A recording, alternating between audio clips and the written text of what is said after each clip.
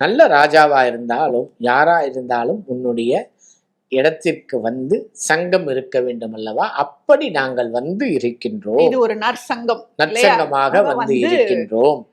அடுத்தது இன்னொன்னு என்ன சொல்றான்னா, இறைவனுக்கு 2 கண்களாம், சந்திர சூரியோச நேத்ரே அப்படின்னு சொல்லுவாங்க. அது முதல் பாட்டிலேயே சொல்ற, கதிர் மதியம் போல் முகத்தான், அதே போல கண்ணுமே அப்படிப்பட்ட கண். ஒரு கண் குளிர்ச்சியாகவும் ஒரு கண் வெம்மையாகவும் இருக்கின்றது. ஏன்னா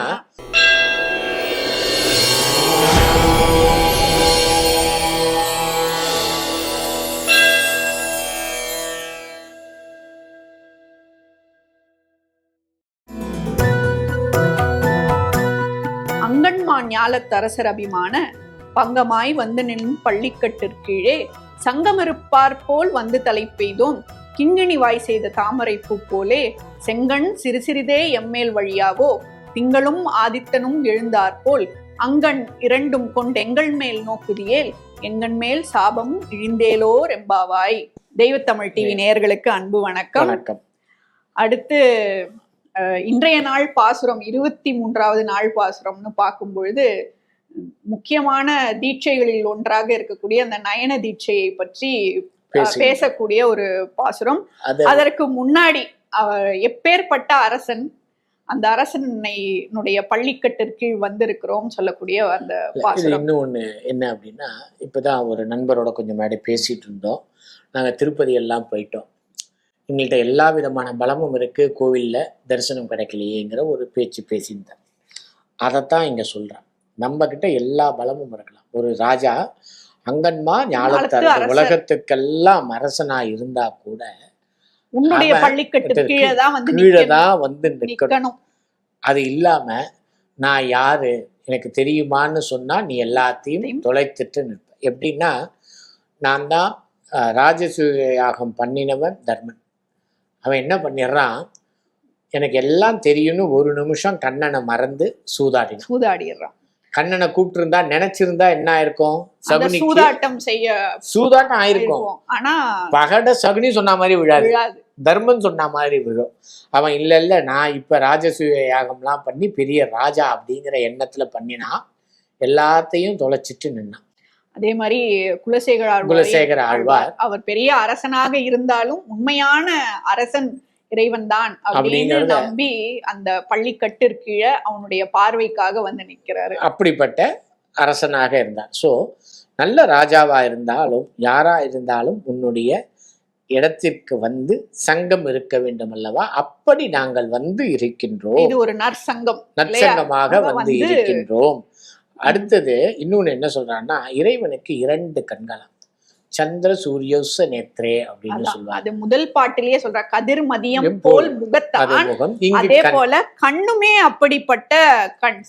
ஒரு கண் குளிர்ச்சியாகவும் ஒரு கண் வெம்மையாகவும் இருக்கின்றது. ஏன்னா பகைவர்களை பார்ப்பதற்கு உரிய கண் வெம்மையாக இருக்கும், அடியவர்களை பார்ப்பதற்கு உரிய கண் குளிர்ச்சியாக இருக்கும் கருணையோட.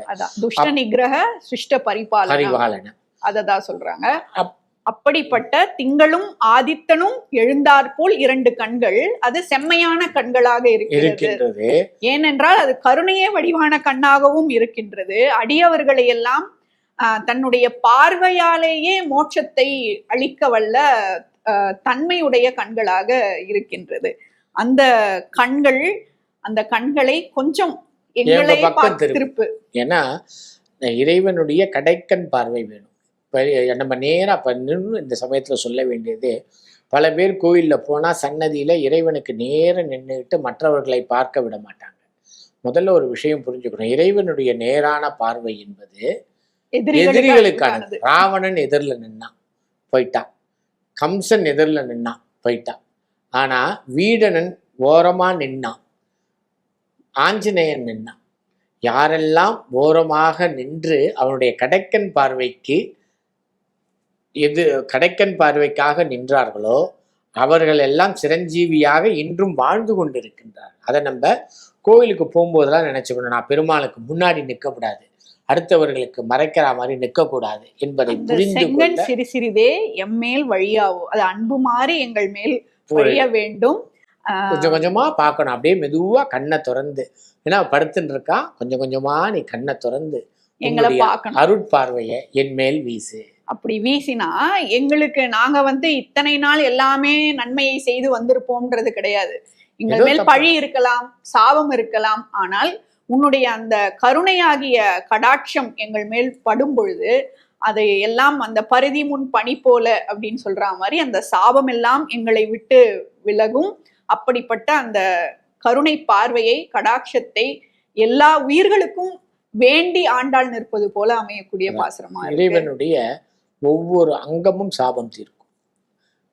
நம்ம அகலியை சாப விமோச்சனம் அவனுடைய பாதத்தால் நடந்தது. அப்படி அவனுடைய நயன தீட்சை, அவனுடைய பார்வை இவர்களுடைய பாவத்தை போக்கும் என்பதாக இன்றைய தின பாசுரத்தை அமைத்திருக்கின்றாள் ஆண்டாள். அடுத்து எப்படியெல்லாம் அந்த இறைவனுடைய அருளிடம் நம்மை அடைவிப்பதற்காக ஆண்டாள் தன்னுடைய பாசுரத்தால் நம்மை வழிநடத்துகிறாள்னு தொடர்ந்து சந்திப்போம், சிந்திப்போம். நன்றி, வணக்கம்.